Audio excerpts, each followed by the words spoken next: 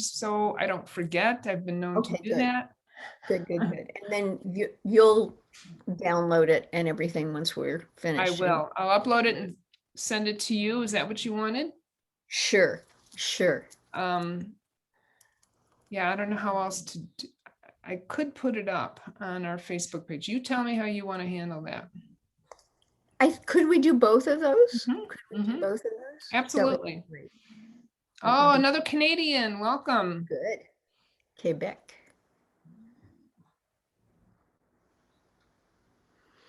Wow. Yep, we have 55 people. This is great. Okay. So we have 1 more minute and we go.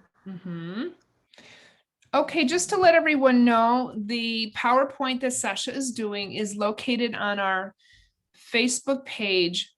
If you go to the post at the top with the picture, underneath that there are some tabs. One of them says More. Click on More and then go to Files. It will be in there. What's the name of it again, Sasha? It is How to Teach Reading and Spelling. Okay, and it's probably at the top of the page because I just posted it. So that you'll be able to get a copy of it there. And while you're there, why don't you look at all the files that are there?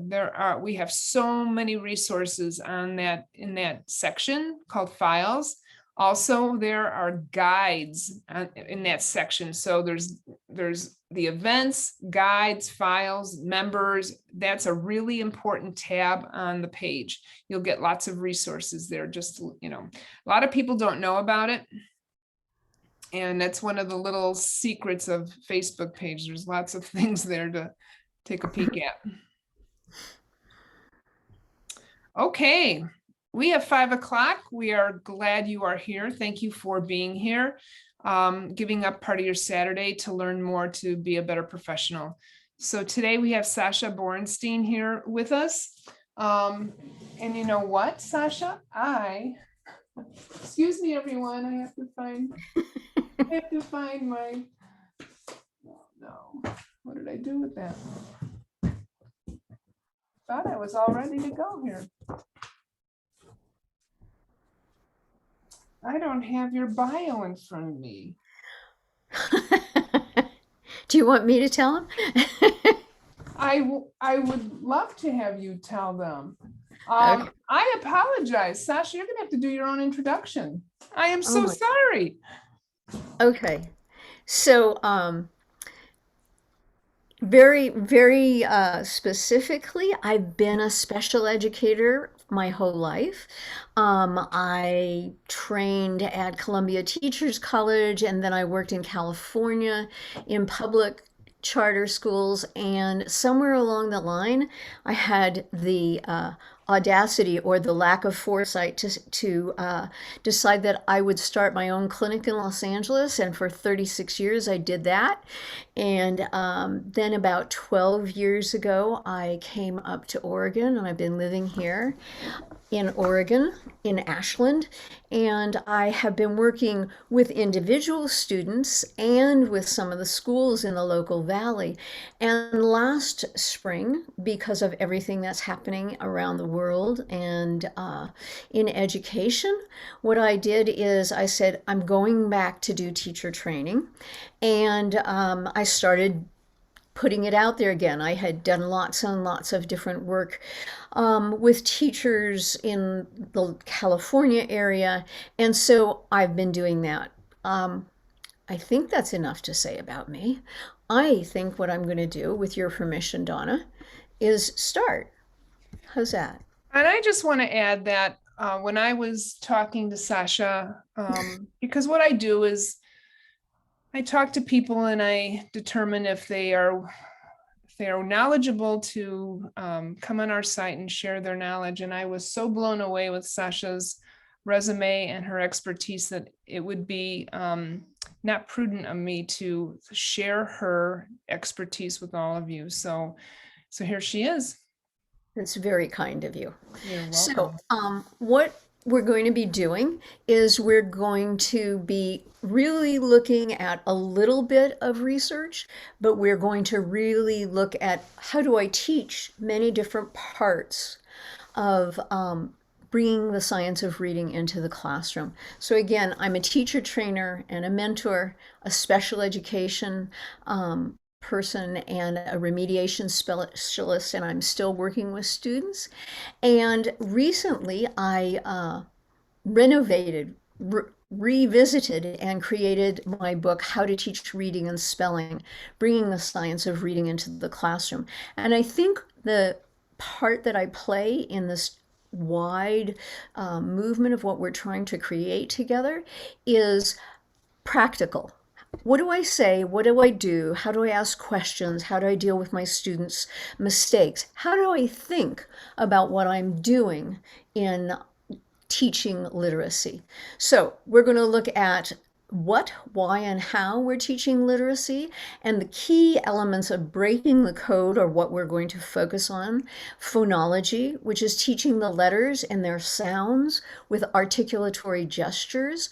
Orthography, which is the spelling patterns in English, and one of the groups that I have learned a great deal from is the Hannah group, the Hannah et al. Group that did some research in the 60s. Morphology, which is looking at the meaning parts of words, and etymology, which is the history and the origin and the evolution of words. Those are the elements that I have running in my head when I'm making lesson plans, when I'm working with students, when I'm reviewing. We're going to also look at classroom activities in the areas of reading and spelling of individual words today. And I'm going to be modeling a lot of what happens when a student's response is either correct or incorrect. I'm a very big proponent of feedback versus praise. Feedback tells my students what I saw and heard and their thinking, as opposed to praise, which says good job, which doesn't tell them anything that can help them change their behavior, move their behavior, learn in increments. One of the things that I'm going to do for a second here is I want to see everybody. So I'm going to just take a second here to move this over and see this more. I have two screens going, and I really like seeing you more than me in the gallery. So I'm going to try and get that so I can see you. I like to have people participate.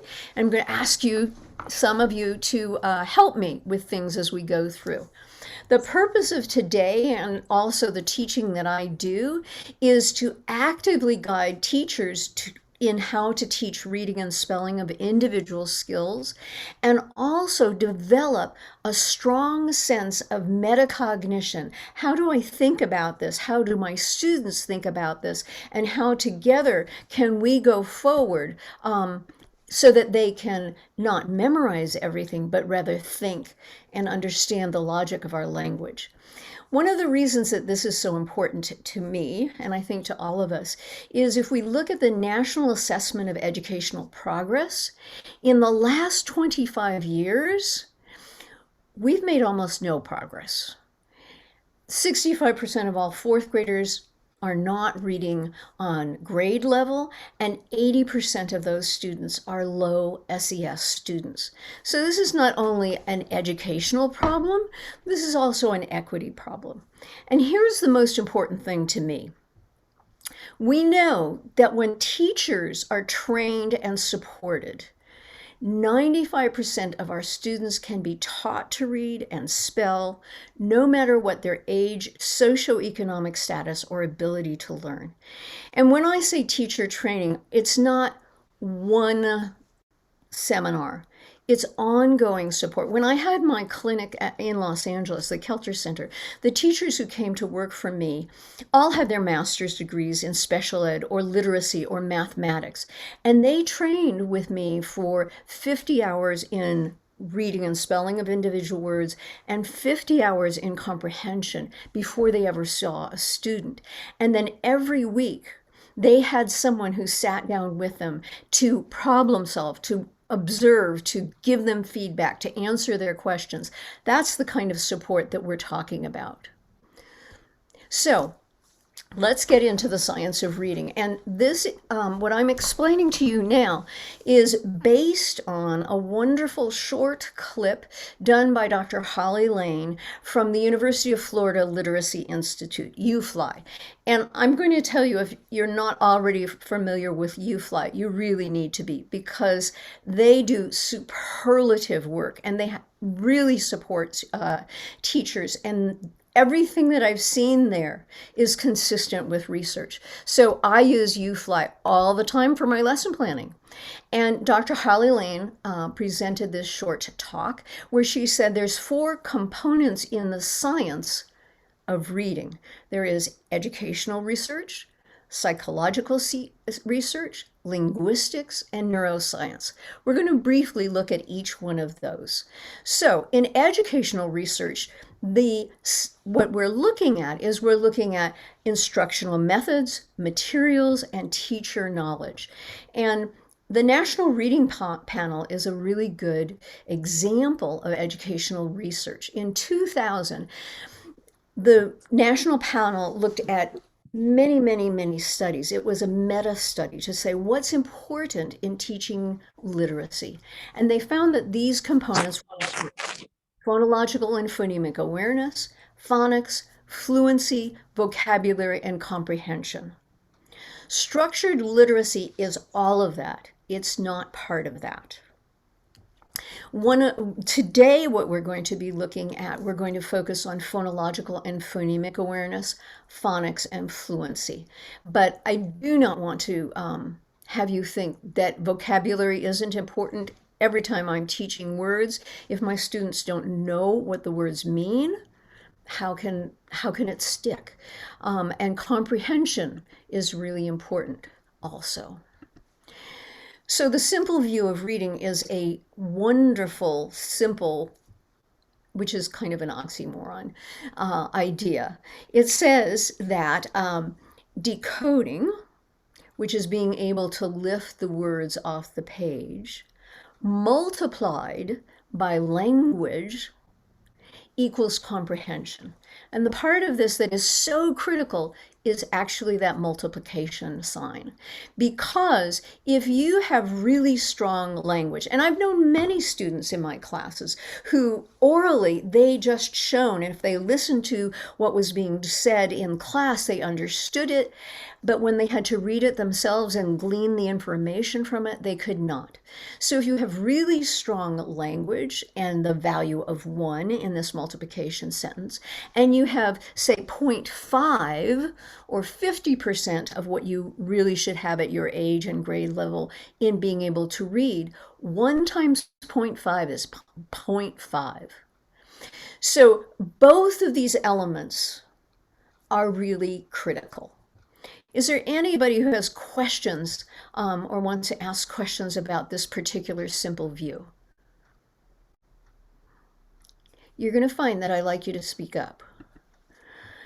Oops, I'm going the wrong way. Okay, so now this rope, Scarborough's rope, took the idea from the simple view of reading and sort of took the rope and had the strands be more visible. And so when we talk about language comprehension, we're talking about background knowledge. We're talking about vocabulary in the breadth and depth and precision and flexibility that we want our students to understand. We're talking about syntax and grammar, being able to understand and think about language, to infer, to deal with metaphors, to predict, and then also understanding concepts of print, genres, etc. In the area of word recognition, again, you're going to see this all the time. You're going to see phonological awareness, being able to hear the sounds, pull the sounds apart, play with the sounds, mess around with them. In decoding, we want our students to know how to read phonetically regular words, high frequency words, and rule-bound words. And that's what we mean in sight recognition, it's all of those words. And I would add that it's not just word recognition we need to be thinking about. Reading and spelling of individual words are the opposite sides of the same coin. However, reading is more challenging, and the reason reading is more challenging is we have to take it from inside of our head, use memory, and have active working memory and recall. And when you're reading a word, it's all in front of your face. So reading and spelling are very, very similar acts, except for the memory element. From psychological research, we have learned so much about how we all learn. We've learned about perception. And so the key element in perception, we now know, is being able to hear the sounds, using the left side of our brain in the phonological and the phonemic awareness areas. We know that memory is really important. Short-term memory, long-term memory, and working memory. We know that pacing is important. I often catch myself, and I probably will catch myself today, putting too much in my lesson plan. And I know that I have to go by my students' pace rather than my own. Knowledge networks, this is a really important idea. It is being able to see the bones, the schema of whatever I'm learning. And one of the things I hope to share with you is that there are some real strong bones and patterns in reading and spelling of individual words that explain many of the patterns and rules of spelling and reading that most people don't know about. You're going to learn that today. Then active learning, psychological research says if kids are just listening, if you're just listening, that's not going to create the kind of learning that sticks.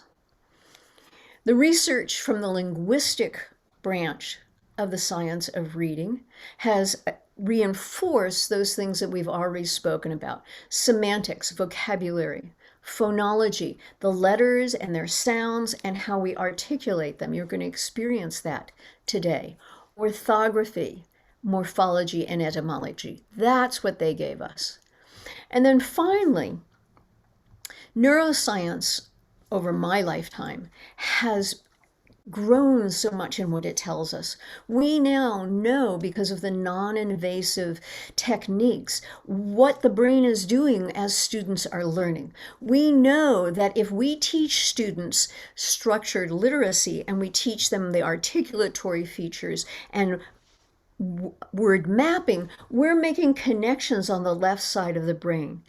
If we're teaching our students to look at a word and see the shape of it in rectangles, we're using the right side of our brain, and that is inefficient. So neuroscience has told us the parts of the brain that are involved in learning and to read and spell. And another part that I talk with my students about a lot is neuroplasticity. And what we mean by neuroplasticity is that we all have the capacity throughout our entire life to grow connections between the neurons and the different parts of our brain when we learn. That gives me hope, even at 73, that I can keep learning. And it lets my high school students know, oh yes, we haven't conquered this literacy stuff yet, but we can.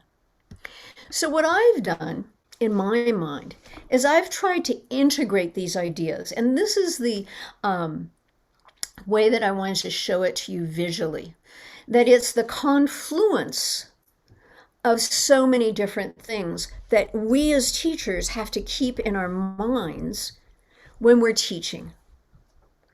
So we have the scope and sequence of what we need to teach. We know we need to have work with decodable, rule-bound, and high-frequency words. We know we need to practice to get automaticity for our children. We need to teach comprehension and language comprehension. That's the scope and sequence of the skills of literacy. The bottom circle is the cognitive architecture of our students. In other words, when I'm working with a student or a small group or a large group of students, I'm paying attention to their attention. I'm looking at their memory demands. I'm looking and want to know about their phonemic awareness skills, their knowledge of syntax and grammar and semantics, and their thinking skills. The most important circle, as far as I'm concerned, is the one which represents teachers, because teachers are holding all of this simultaneously, right? Right? And so we are constantly doing diagnostic teaching, which means what's happening here, guys? Am I going too fast? Am I going too slow? Are they getting it? Do I have to review? What could I do to adapt this to this learner?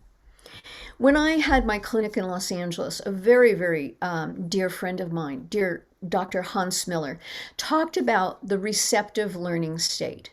And what that means is if I'm balancing all of these elements and also being semi-permeable in my heart and being positive and talking about what I'm doing and why I'm doing, I'm creating a receptive learning state for my students. And that's what we need in our brain, because if you don't have that, you don't have the right chemicals in your brain. Sasha, we need clarification on what you said about writing versus reading and its complexity. Okay, okay. And I think I said spelling versus reading. So when I'm spelling, I have to use phonemic awareness. When I'm spelling, I have to know the letters and their sounds. When I'm spelling, I have to have sequential memory to keep them in the right order. And I have to remember all of the spelling patterns and say, what are the possible ways to spell this word and what are the probable ways to spell that? When I'm reading, I have to think about the exact same elements, but instead of pulling it from my head, it's right there on the paper in front of me. That's why reading has less memory and pulling out of my head demands than spelling. Does that make sense? Yes, I Is think that your question, you April? may have switched it because people asked, did she say reading is more challenging or spelling? And everyone said, oh, we thought spelling was more challenging. And you may, Spelling. yes. Did I switch it? I didn't hear it. So, Okay. so we Spelling is just more wanted challenging. clarification. Thank you. Okay. You're welcome. And thank you for jumping in that way. I appreciate it. You bet. Okay. Um, I want to go back to the teacher behaviors for a moment here. So one of the things that I'm going to model a whole lot, and I want you to pay attention to it, and if you even can keep notes, oh, look at, she's telling that person something there. No, she's asking a question. Because there is a fine line between what do I have to tell my students because they couldn't possibly know the answer, and what can I question about? When I question, I engage my students. I take them from being passive participants to being active. And they also get a lot of, oh, I do know this. I am also a really strong proponent of feedback instead of praise. And I know that all of us have been trained to say, great job. And I also do that. But what I want to do is I want to describe what my students have done. I want to paint a picture with my words so that they understand what they did, either correctly or incorrectly, because of what I'm telling them. I remember, this is quite a number of years ago, being in a results of test with a family, and I was describing what the student knew, and the mom said to the son, oh, you did such a great job. And he kind of tilted his head and looked quizzically, and I said to him, are you wondering about what it is that you did that was so great? Mom, what were you focusing on? Was it that he knew the letters, the consonant letters, and most of the vowels? Or was it that he could read one syllable words that were semi-short and also medium long. What was it? And his face lit up because he finally was getting feedback instead of praise. And then I'm pretty sure that all of us know about wait time, which means I have to give my kids time to think. And every child and every adult has a varying wait time. And if I give them time to think, I get really good, rich answers. When I think of students, I think of proficient readers and spellers to inefficient. And when people have asked me, well, Sasha, do I do something different for dyslexic children? And my answer is no, you do the same thing, because all of reading is a set of skills and a continuum of skills, and every person needs to move through that thoughtfully at different paces. I'm looking for my students to really have a deep understanding rather than memorizing. I remember one of my students last year when we were talking about the R control vowels, and he said, oh, my other tutor told me about that, but I just didn't understand what it meant at all. Now I've got it. That's the difference between memorization and understanding how words relate, the neighboring letters and how they affect the sounds. I also want to look at cognitive load. How effortful is my students reading? And those are the questions that I'm asking as I'm teaching all the time. So let's stop talking about the science of reading and say, well, how do we use that? So one way of looking at a scope and sequence is that we can look at the history of our language. And the history of English is based on warring tribes. The Celts were the people who were indigenous, as it were, to England. And at one point, many German tribes, the Angles, the Saxons, and Jutes, said, you know, we need to have a better weather forecast. Let's go east to England. And they did, and they conquered and took over, and they completely obliterated almost the Celtic language, and they put in place Anglo-Saxon. Much of our common tier 1 vocabulary comes from Anglo-Saxon. They stayed around for about 500 years. And then the French Normans decided that they wanted to take over England, so they fought. And you guys know this from Robin Hood. And that's when those people came over and took over England. And they brought with them their scribes, and they brought with them their priests, and they brought with them French and Latin. And they decided that they were going to write down what the people were saying in Anglo-Saxon English. And that's when we started to have our language written down, but they layered on top of it their vocabulary. So 60% of modern English comes from Latin. And those same scribes and priests also knew Greek. And there's been a dance back and forth in English spelling between how do I spell this word and can I make it look more like Latin or more like Greek? And so many of the changes in our spelling system come from this history.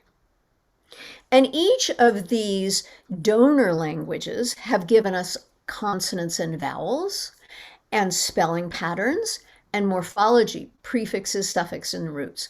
So in my mind, when I start teaching my students, whether they are kindergartners or third graders or middle school or high school or adults, I begin with the Anglo-Saxon phonology, orthography, and morphology, and then I move into the Latin and then further into the Greek. So this is one way of looking at that.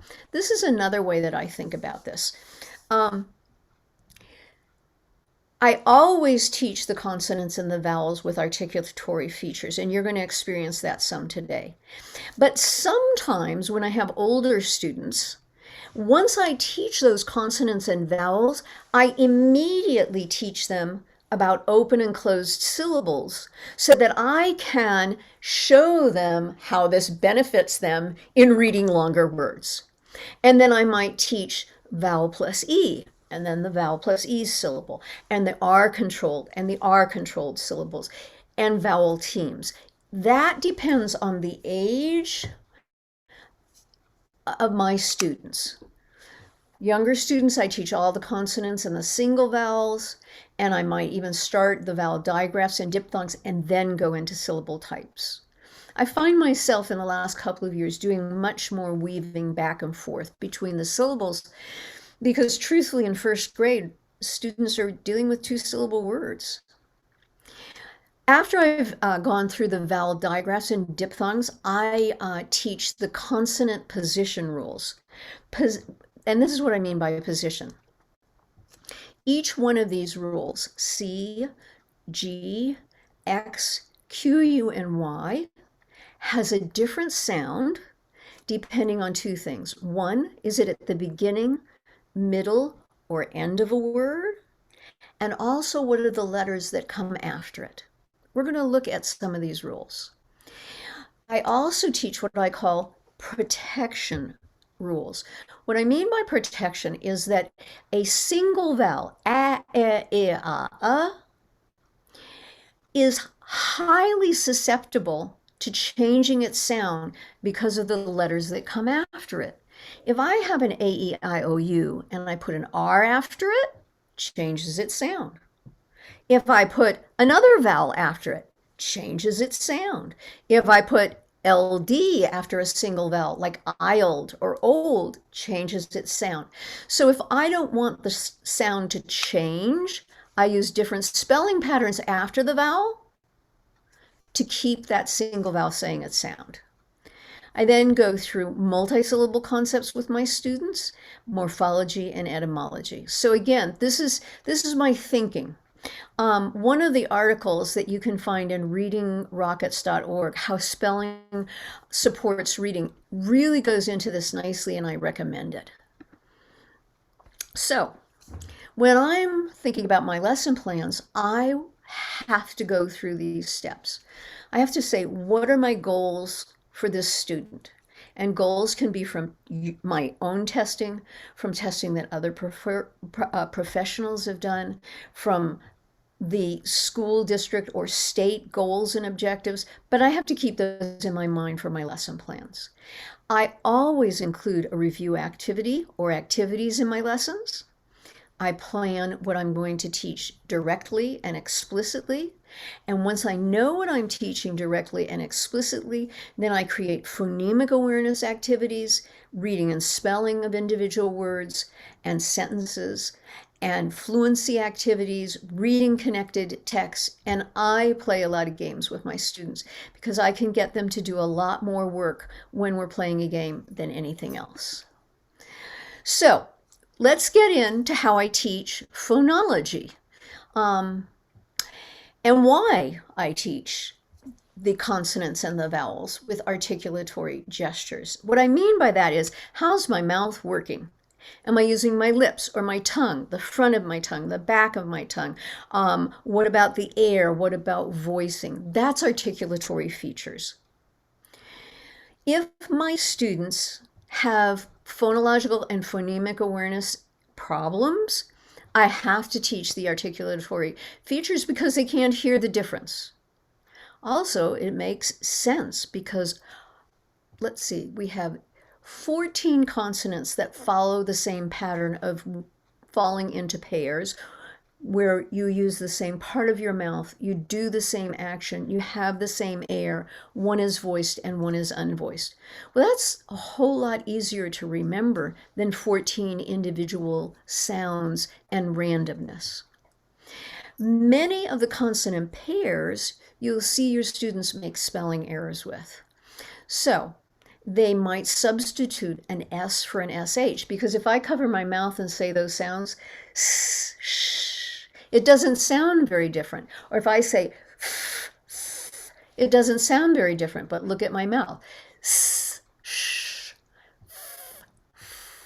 If my students know how they're using their mouth, we can talk about it, and I can correct their mistakes, and they can think about it. So we have a feedback loop. We have a language that we can talk about.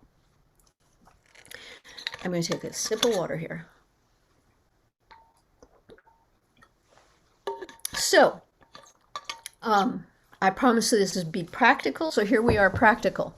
Consonants are called closed phonemes. Why are they called closed phonemes?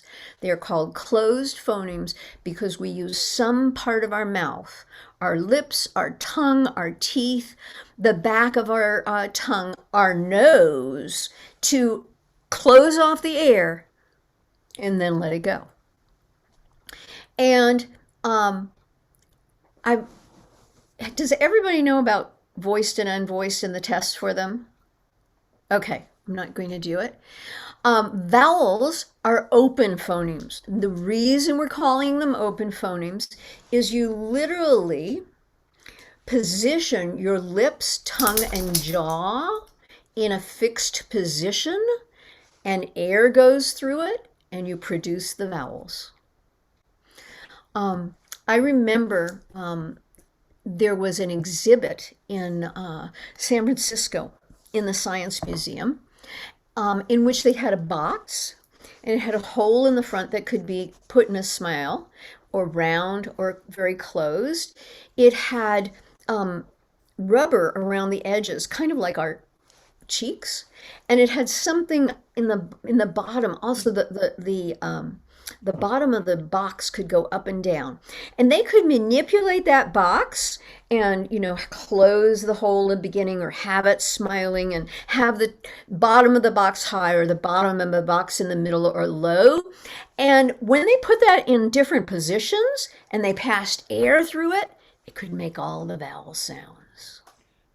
Sasha, can you explain voiced and unvoiced, please? Okay, yes. So whenever we say any sound, whether it is a consonant or a vowel, we're using our voice box, which is right here. So if you gently take your hand and put it on your neck and say these two sounds, s, z. April, will you unmute and let me ask you a question, please? Yes, go ahead. Thank you. S, z. Do those feel the same, or are they different? S, z. Z. They're different. The z has a buzzing feeling in my throat. Exactly. Voiced. And that's what we call voiced. And when it isn't vibrating, we call it unvoiced. So everybody try that. Go s, z. Can everybody feel that? So another way of doing it is put your hands on your ears and say the same sounds. S, z. You can really hear it because our head is an echo chamber. So sometimes when kids can't feel it here in their throat, and you have to be really careful that they have the right amount of pressure, not too light, not too heavy, just the right amount so they don't choke themselves. But putting the hands on the ears is really a good one. S, z. So that's one way. And there are some children that still can't do it. So I ask them to put their hand on my throat. In this day of COVID and distance learning, we can't do that. But I often try to show that. And sometimes I've even drawn a little circle and I do jagged lines, and I say, if you know how they can put a camera inside your body and it can see the different body parts, well, if they put the camera down there into your throat, that's what you'd see. You'd see like a tube, and it has two flaps of skin.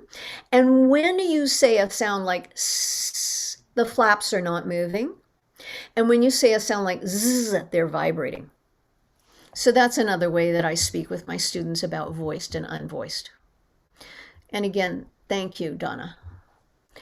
This is a really good graphic from Bollinger in 1975. And the reason I like it so much is it gets us to think, oh, wait, so what part of my mouth is working when I say this sound?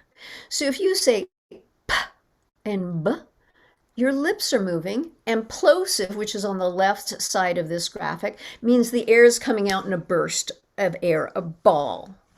If you're saying t and d, you're using your tongue behind your teeth. And if you say k and g, all of those are plosives. K and g are using the back of the roof of the mouth.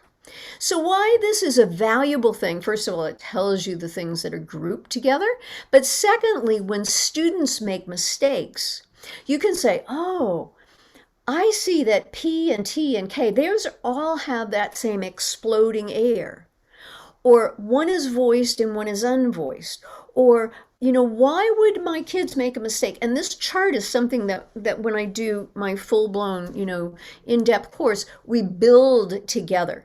It's a great way about thinking of how the consonants are articulated in our mouth and why kids might make a mistake with one or with different consonants. So now what I'd like to do is I'd like to ask for a volunteer to learn a consonant pair with me. So is there anybody who's willing to work with me? Are you saying that, Leanna, you're going to do that? Please unmute yourself. Thank you. Okay. Sure. So, Leanna, we're going to talk about some consonants now. And I'm going to tell you the sound and ask you to say the sound. And then I'm going to ask you some questions about it so we can explore how we use our mouth to create that letter. This letter, the name of this letter is P, and it says P. Could you say that for me?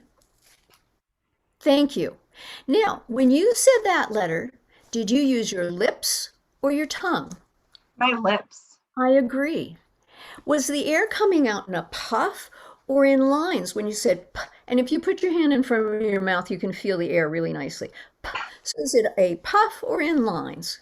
I think it's a puff. I agree with you. Now, when you say P, is your voice box vibrating? Is it voiced or unvoiced? P. Is unvoiced. I agree. So we know a lot about P now. We know that we're using our lips. We know that the air is coming out in a ball, and we know that it is unvoiced. Now, the interesting thing about P is that it has a partner, a pair. And the partner that goes with P is another letter. You're going to be using your lips in the same way as you did for P. You're going to have the same air, but the partner is going to be voiced. So we're going to discover that together. Can you say these two sounds, please? P, t. Did you use your lips for t like you did for p? No. Okay. They're a little different. Okay, was the air coming out in a puff though? T. Yes. Yes. Was t voiced or unvoiced? It's unvoiced. So because we're not using our lips and it's unvoiced, T cannot be the partner of P. Let's try P and K. P, k. Can you say them, please? P. And when you said k, did you use your lips like you did with P? They're not together. Okay. Okay. Let's do k. Is your mouth open or closed when you say that? K. Open. And are you using your lips or your tongue when you say that? K. My tongue. Ah, so it's really different than P, isn't it? Yes. What about voiced and unvoiced? K. K. Unvoiced. So it can't be the partner, can it? No. Okay, let's try one last one. Let's go P, B. P, B. Did you use your lips when you said B? Mm-hmm. Did the air come out in a puff? Yes. Is it voiced? Yes. So P and B are partners. Recently, I had a teacher here in Oregon, and she said that when she did this with her first grade class, they started cheering when they found the partner for P because they were so happy that they could discover it themselves. So when that was, and thank you, Leanna, for being my partner in doing that. So that's the paradigm for teaching all of the consonant pairs. The questions are, what part of your mouth are you using? Lips or tongue? Front or back? What about the air? Is it coming in a stream or a puff? Okay? Because this is an overview and we only have another half hour, I use this as an example, but all of the consonants I teach that way. The next thing I want to show you is how do I teach the single vowels? Why do I teach the single vowels first? Well, it's really, there's good reason. One, the most common syllable in the English language is a closed syllable, which has a single vowel. So if I teach my students these single vowels, they can read the most words. It's also really where we start K to teach our students, don't we?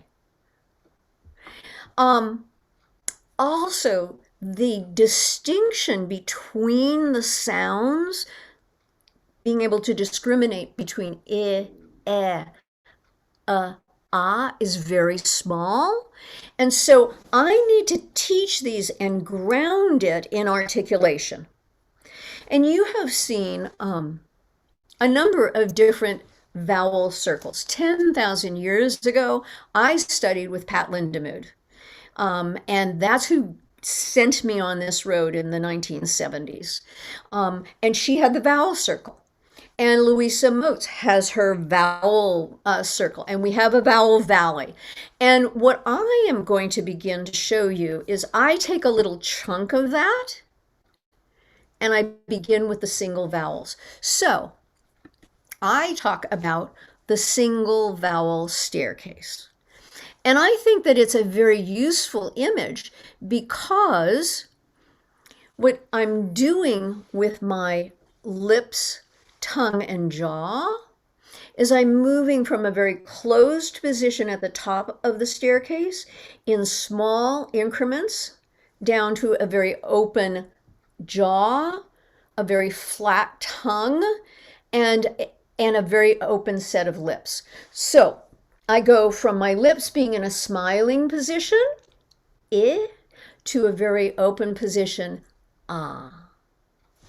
I also begin with my jaw closed, and my jaw is quite open by the time I get to the bottom of the staircase, ah. Now, one way to feel this, and you're going to need to feel this because we're going to create the single vowel staircase together, is to take your hand and put your fingers on your jaw and your thumb under your chin and feel this. Go, ah, ah. Can everybody feel how the jaw is opening that way? I can see it. Okay. So I'm going to ask for another person to help me with doing the single vowel staircase.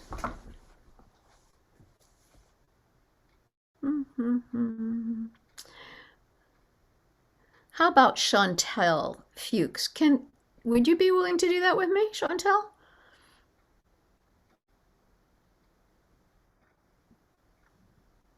Hi. Hi. Thank you for Nothing like volunteering. being singled out. Or being singled out. I promise that I'll keep you in a receptive learning state, okay? Thank you. So I'm going to say these two vowels, and then I'm going to ask you to say them after me. And I want you to pay particular attention to which one is your jaw more closed and which one does it open on. Does that make sense to you? Mhm. Okay, let's say them. I, Eh, ah. Please say it. aw. So which is more closed, which is more open? I, ah. Eh hardly moves at all. Aw opens right up. I agree with you. So the I will go higher on the staircase than the O. Now we're going to compare those to the letter A. Let's say it. I, which is more open? I. Ah is more open. So it's going to go below the I on the staircase, isn't it? Okay, let's try A and O. Ah, ah. Ah, ah. Aw is more open. I agree. So the A is going to go between the I and the O on the staircase. Okay, Now we're going to talk about the U, the single vowel U. Which is more open? Yeah. The I agree. A-U. Which is more open? the U. I agree. Ready? Ah, ah, Well, ah. for me, it's Which the is O. okay. So the U is going to sit below the A and above the O. We have one more to look at, okay? It's the letter E. I'm going to tell you, I have the order that I'm presenting these in is very well thought out because I'm trying to use high contrast in feeling so that my student can easily make these decisions. Has it been easy, Chantal? So far, yes. Good. Ready? she's she's gonna keep guard, right? Good. Okay, let's do O and E. Ah, eh. Ah, eh. Which is more open? The ah. And so it goes lower on the staircase, doesn't it? Okay, ready? Eh. Eh. Which is more open? I think it's the U. I agree with you. And the E goes higher, doesn't it? Okay, okay. And being able to see my face helps, doesn't it? Well, you're very tiny, so I can't really see you very Oh, well. how can I make myself larger? I don't know. Okay. I'm sorry. Here. Eh. Which is more open? The ah. Eh. I'm sorry, I couldn't hear you. Oh, ah is more open. Yes, it is. So the E goes higher on the staircase, doesn't it? Okay, last one. I, eh. Which is more open? The eh is more open. I agree. So look at here. These are the positions where our jaw starts out very, very closed, actually with our teeth touching. And then we open our teeth and our jaw just a little bit. In fact, one of the tricks that I use with my students, because the discrimination between the sound of I, is very difficult, is when you say I, can you get your finger between your teeth? I? No, you can't. Just a fingernail. But if you say you've opened enough to put your pinky in. Okay, let's say the sounds in order and see if we were correct. Ready? I, Yeah. ah. I Did it think keep we're good. going down? Thank you, Chantal. Thank you. That's how I teach the single vowel staircase. And I do all kinds of things with it. I say a sound and my kids point to it. I point to the letter, they have to say the sounds. I play games with it. I do, let me show you this picture. I love this picture. So we have many people who are commercially creating pictures of the mouth to when articulating different consonants and vowels. This is one of my students, Nathan, and I regularly have my students make their own pictures of their mouth. They think it is really cool. The mom is very good at using the computer, and so she made these beautiful pictures of Nathan saying the different vowels and put the different vowels. He also had a set where he didn't have the letters, and we could do matching games with it, and we could do all kinds of things with it. So I like to have that because I want my students to focus on their mouth. Sometimes I use a mirror for them to look at their mouth because they don't feel it. Okay. Anybody have questions about articulation of the consonants and the vowels? Okay. So we are going to do a brief scurry into phonemic awareness. But phonemic awareness is probably one of the most important things that you do every day with your students. The research, David Kilpatrick is kind of the person who's really brought this to the fore recently. And I'm only saying brought this to the fore because this research has been replicated over and over and over again. But he states that the variation in early reading and spelling success is two factors: knowing the letters and the sounds and how strong your phonemic awareness is. That's much more important than general intelligence, the maturity level, and has nothing to do with listening comprehension. And we know that from Scarborough's rope and the simple view of reading. They are the basis of learning an alphabetic writing system, which is what we have. And David said this, I love this, that we could prevent all reading problems if we taught our students the consonants and the vowels with this articulatory features and phonological awareness starting in kindergarten and keeping going until they were automatic, which might be second grade, and it might be third or fourth or fifth or sixth. The problem is we're just beginning to, in any way, universally teach this stuff. So we've got a lot of older students who do not have strong phonological and phonemic awareness skills. So if you have David Kilpatrick's book, which I do and I use constantly, and I say to my kids, okay, it's time for Kilpatrick, he really works with single demand phonemic and phonological processing skills. He does not do segmenting sentences, but he has segmenting syllables. So bass, tell me the sounds in baseball, or the syllables in baseball. Baseball, uptown, input, so that's syllable segmenting. Onset and rhyme. Rhyme is the vowel and everything that comes after it. Onset is everything before the vowel. So can I pull it apart at the vowel juncture, before the vowel? And then finally, we want to take a word, and if you think of my hand as a word, I want to be able to pull those sounds apart. And that's the level at which we need to get our kids for them to be able to read and spell. It is the phoneme level that they must be proficient on. We also can blend phonemes, syllables, onset, and rhyme. Put it back together. I say the sounds, you put it back into a word. Those are usually the phonological and phonemic awareness skills that are emphasized in kindergarten.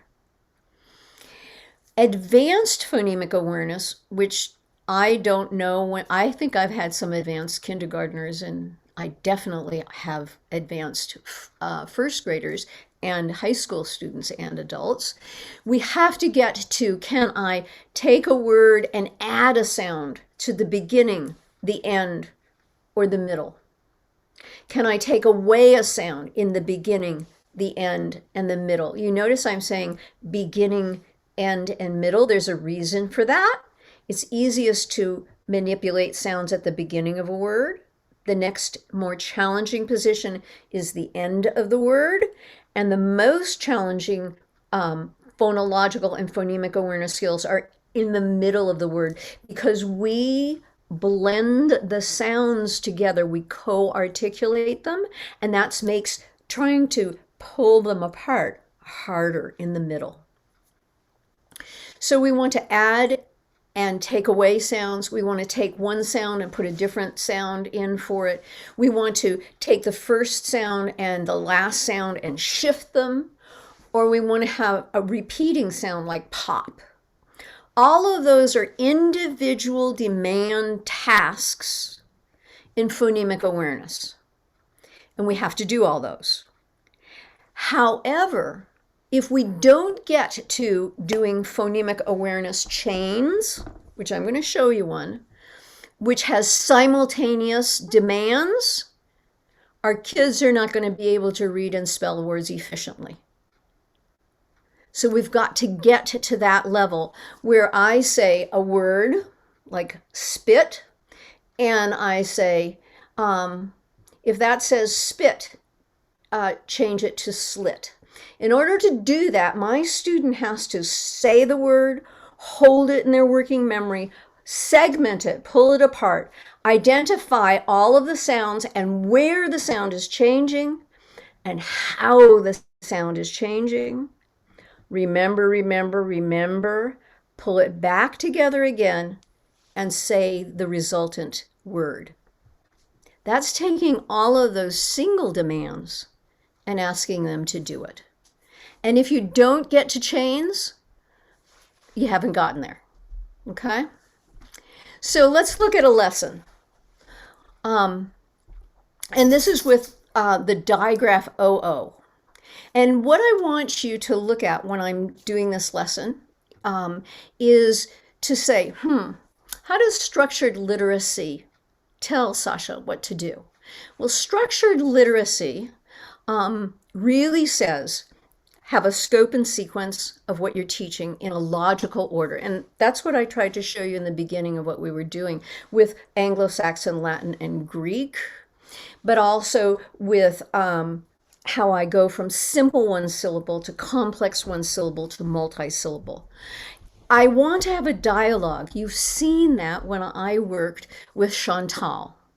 You saw that we were talking back and forth. I wasn't just talking at her. I was telling her what I had to tell her and asking questions when I knew she could think through it. When I create my learning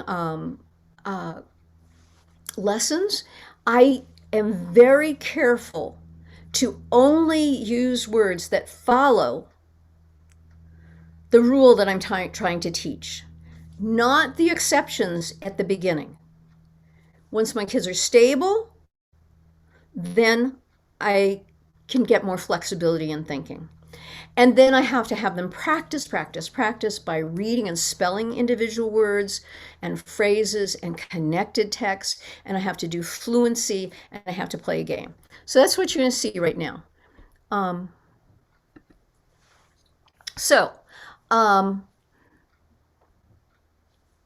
Let's see, is anybody else willing to kind of work with me?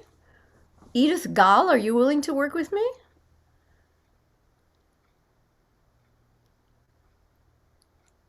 No? Tony Norton, are you willing to work with me? Unmute yourself, sweetie. Thank you. Oh, Edith, are you going to do it too? Both of you can do it. Okay. I'm going to talk about the digraph OO. And the digraph OO has two different sounds. It can say oo or And if you see it in a word, there is no way for you to know whether it's going to say oo or So you just have to be flexible and say the word and see if the word sounds like something you know. And if my students don't know the word, I tell it to them. Okay? So, Edith and Tony, when you say, is your jaw open or closed? It's open. Is it open like or is it closed like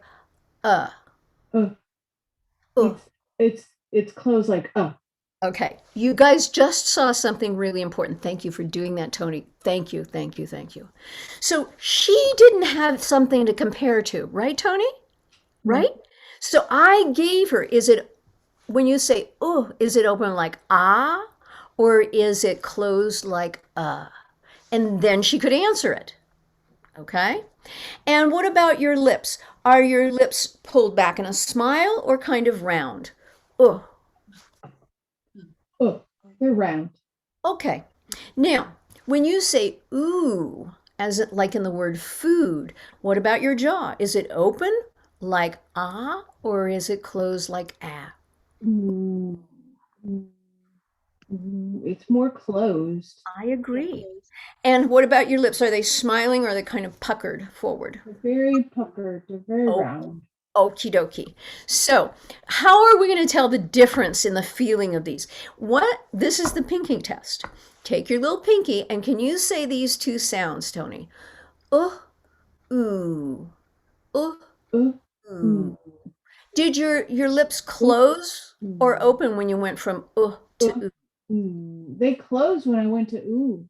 Yes, they did. And it's really close and tight when you did it, right? Ooh, I like that. Okay, so that's a way to feel the difference between those two Ooh. sounds. Another thing that I sometimes say is it's almost like somebody hit you in the tummy. For the more open feeling. And then ooh. Ooh. And ooh is more voiced. It's, both of them are voiced. I agree. But ooh, it's so continual. It continues. Yeah, it's more voiced. It carries. Exactly. Sometimes I think in terms of singing, the vowels are what we can hold the note on. Right. The vowels are what we can sing, right? Yes, they're what we can sing. And sometimes, this is wonderful. I'm glad I thought of this. If your students are having a hard time reading a word, what I say is stop, take a breath. Can you find the vowel? Can you figure out with me, or do you know the sound of the vowel? Then can I add the sounds on the after the vowel? And then add the sounds at the beginning of the word. Somehow that breaks that habit of stuttering through a word and not being able to get it. Start with the vowel, add the ending sounds, then add the beginning sound, and it works like a charm. So in this lesson, and thank you, Tony, for being willing to work with me. Then I want to do a word sort with my students. So I have a list of words that have those two sounds. And, you'll love this. I didn't put it on the slide, but when I was doing this last week with a 6th grader, I took a picture of his mouth and I put a picture near the word food of the ooh when he was articulating the ooh, and I put a picture of his mouth near the for foot, and then he could compare how his mouth felt when he did this sort. Another thing that I do is I could create a domino game, and I just get things online all the time and put the words on it and play dominoes. You match the words that have the sound or the ooh sound. And I put on this slide, and I really hope that everybody downloads the PowerPoint slides. These are some of my go-to books for finding lists of words. Angling for Words by Fisher is like as old as, Angling for Words, and I can't remember the author. It's old as the hills, but it's got great lists. Fisher has a whole bunch of different resources.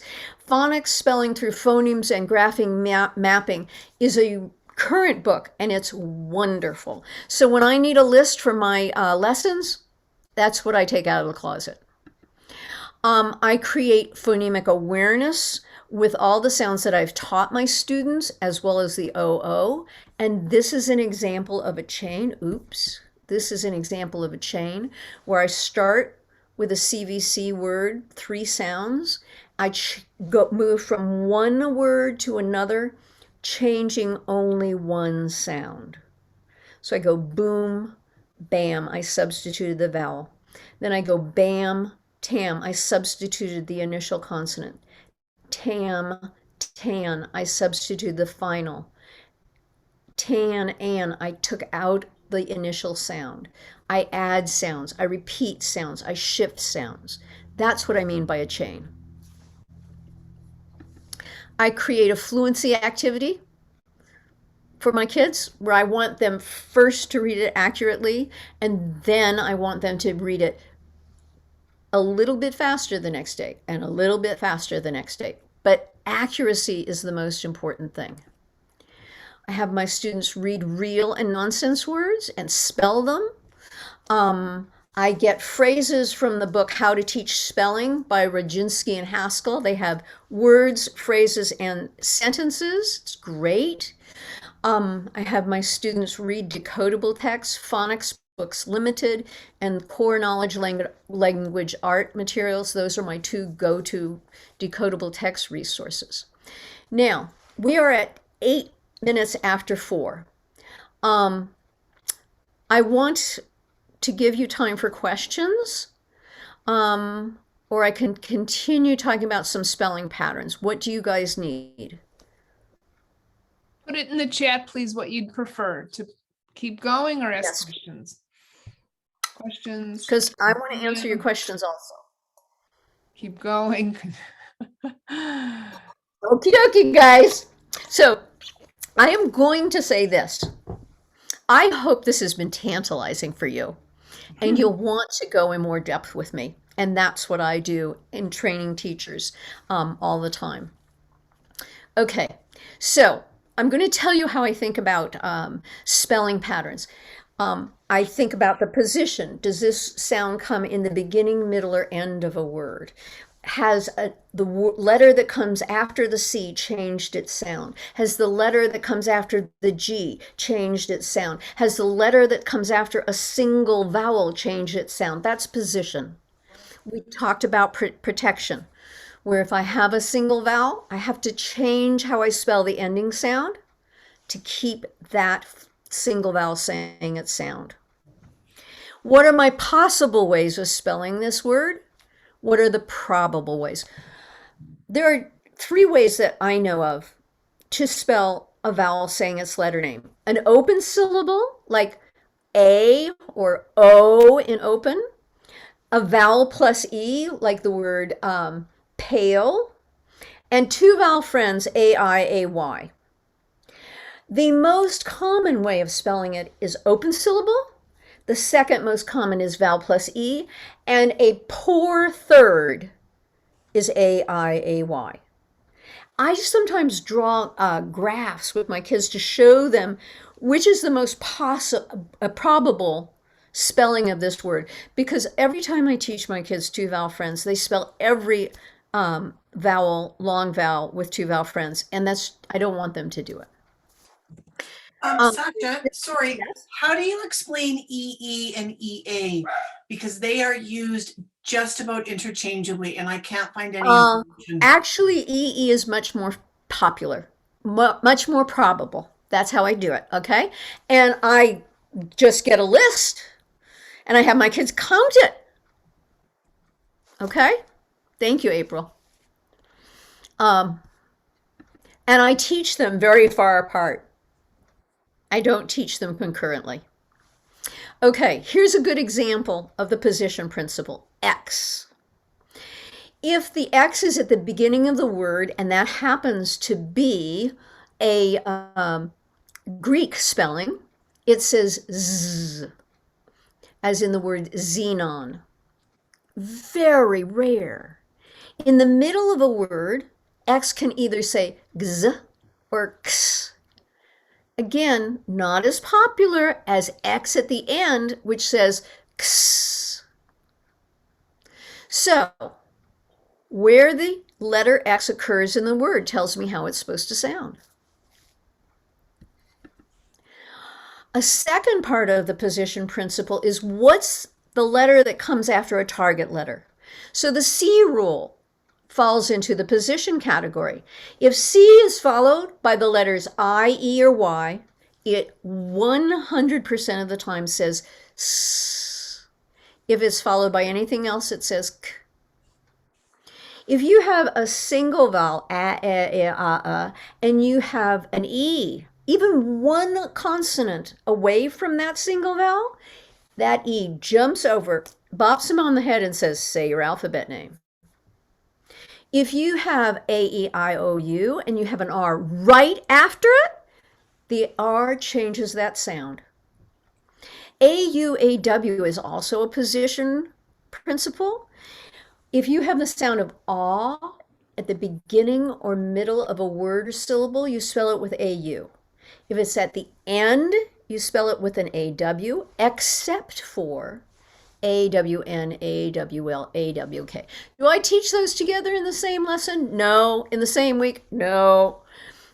But it's a good example of a position rule. Y is another one. And now I want to talk about probability.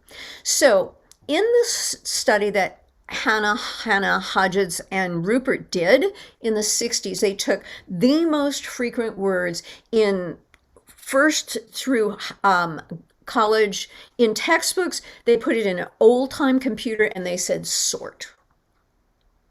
And what they found is that there's so much regularity in our language. They also did something that really helps us as teachers. They said, this is the most frequent sound of this letter. So the letter Y was in 1,628 words in that study at the end of a two-syllable word. At the end of a one-syllable word, it was only 128. At the beginning of a word, it was 57 words. And in the middle of a word, usually of Greek origin, it was 162. Well, I'm going to go with my students and teach them ending of two-syllable words first. I am going to teach Y at the beginning, and the reason for that is so many words in beginning reading have that Y in the initial position. But I am not going to teach them the Y in the middle until second, third grade. Do you see how many words in the language really is important? Oh, so this is really great. April, look at this. Vowel plus E in that study, there were 3,954 words with vowel plus E, and EA, EY, and Y, two vowel friends for that sound, 902. Now, it's still a lot of words, but vowel plus E is 3 times more probable. Isn't that cool? Yes. Yeah. Hannah, Rupert, I mean, their stuff is just wonderful.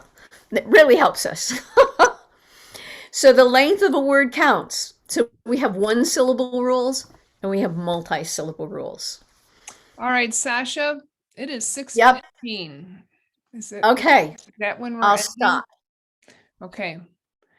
What was the name of that study again? Hannah, Hodges, and Rupert. Okay. It's in my book. And Louisa Moats talks about it a lot too. And I use it to explain how I teach spelling and reading of patterns, orthography solely. That's the basis of how I organize my thinking on Very that. interesting. Yeah. All right, Sasha, would you unshare your screen, please? Yes. So people can see your beautiful face. There we go. You see my face now? Yes. Okay. All right, everyone. Thank you for staying on. Sasha, do you have anything to add? Well, we didn't get to everything that I wanted. Right. I seldom do.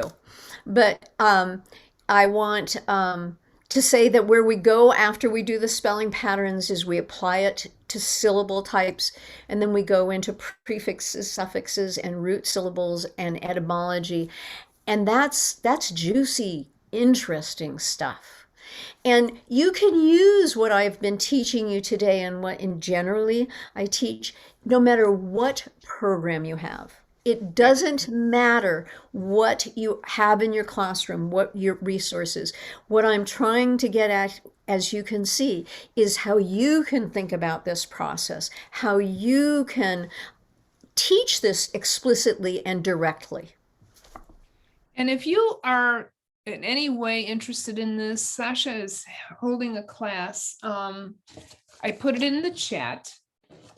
If you want to look it up, it's How to Teach Reading and Spelling. The class begins April 6th through May 27th. It's 2 nights a week on Tuesdays, Thursdays from 4 to 6, and that's Pacific time. So what is that? 6 o'clock Central? Central, it would be 6 to 8. Right. Yeah. And then Yes. 7 to 9 Back for east. the East Coast folks. Yes. I think I can't wait. I am taking this class with Sasha. I cannot wait. And you will see that if you're on this journey and you're new to this journey, there's always room to learn more.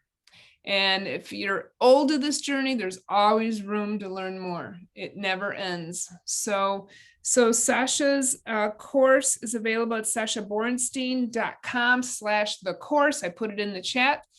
If you want to download the chat, you click on files on the chat, and there's an indicator where you can download this to your computer if there's any questions you have.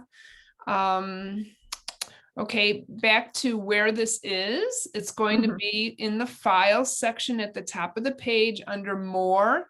You'll see all of the files that we have on our Facebook page.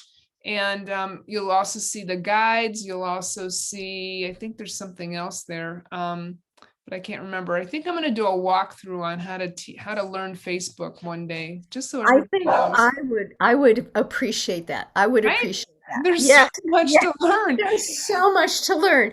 And then you have to have Zoom, and then you have to have PowerPoint. I mean, Oh you know, gosh, it's one thing at a time. So Yes. Sasha, I want to thank you. This was just so amazing. You are you're a walking, what, I don't know, science I'm of a reading walking person. literacy teacher. That's right. That's right. But it is All my right. passion. It is my love. And what I want to say is that I know how hard people are working right now. And I really, really want to be of support to people. And I want this community, which is what Donna has also. She has this passion. How can we help each other? We can do this together. We cannot do it alone. That's So right. how can we create a community of learners? How can we support one another? How can we use our collective knowledge to make this work for children? That's right. Here's her book. If you're a self-learner, how to teach reading and spelling. Okay. It's on Amazon, guys. I can't believe it. Is it on Amazon? Is it less on Amazon or more on No, Amazon? it's Right? the same. Okay, It's that's totally the good to same. know Yeah. because they have great delivery service. They have But- wonderful delivery service, so use it. Exactly. Yes. All right, Yeah. folks. Yes, You know, Canada. I say this a lot, but I want to thank all of you for all of your hard work. You put in such hard hours at school, and yet you're still here, work weekends, nights, improving yourselves. It gives me chills to know that we have so many people who want to change it up and make it better for all. So yay! Let's do it together. Let's do All it right. together. I love you Okay. all. Thank you so much. Well, Take care. Bye-bye. bye-bye. Okay.